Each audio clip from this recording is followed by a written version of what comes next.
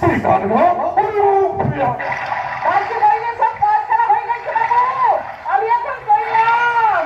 আমি কি বললাম? কি বললে তোমাকে এখন? পুকুরে যাবি না? হাত ধুতে পা ধুতে চান করতে চল। নরদ, তুই কি সুন্দর মেয়ে মানুষকে দেখার কর। বল করে দেবো একেবারে বল। দুপুর বেলায় আজকে আমাকে তারা দেখাচ্ছে। কি কথা পরে বলবো? পাখি তখন উড়ে যাবে। উড়ে উড়ে উড়ে উড়ে। ও কথা বলিস না তুলসী, ও কথা বলিস না। অবসর ঋষি আপনাদ রেতে আবার বলতে গেছে বাপের বাড়িতে হাওয়া খেতে।